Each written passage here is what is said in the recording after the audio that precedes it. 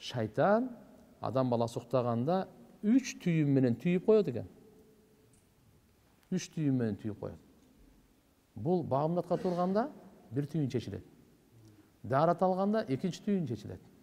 Намаз окуганда 3 түйүн толугу менен чечилет да. Уктай эле берсе түйүлгөн бойдан ошо бойдон турат. Анан шайтан зар алып салат деген жери да бар.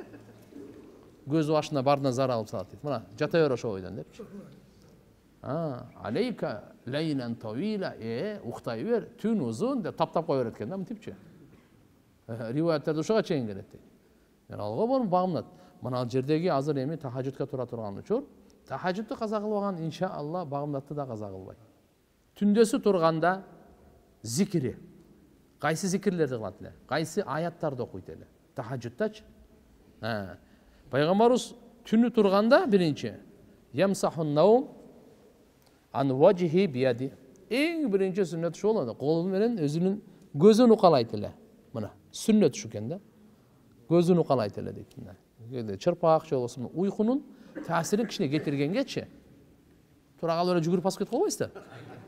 Кичине мындай көздү укалап, уйкунун таасирин ананда кичине да уйку кичине жатсамбы деп аткан эме болот да. Аны кетирип атасыз да. Андан кийин башын асманга көтөрөт эле, такбир айтат эле 10 жолу дейт. Аллаху акбар, Аллаху акбар, Аллаху акбар. Ва яхмаду 10 жол алхамдулиллах айтат эле, алхамдулилlah, алхамдулилlah.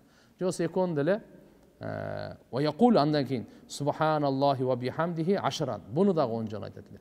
Такбир, андан кийин тахмид деп мына алхамдулилlah, Аллаху акбар 10 жолу, алхамдулилlah 10 жолу, субханаллахи ва бихамдихи, субханаллахи ва бихамдихи 10 жолу. Анан субханал маликул куддус 10 жолу.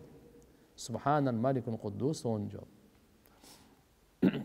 Ибн Мардувиянын риваятында 3төн айтылган. Ва ястагфируллах 10 жол, астагфируллах, астагфируллах, астагфируллах 10 жолу. Ва юхаллилу 10 жолу ла илаха иллаллах дейт. Ва якра хаватима сураты Ал-Имран. Ал-Имран сүрөсүнүн акыркы аяттарын окуйт эле.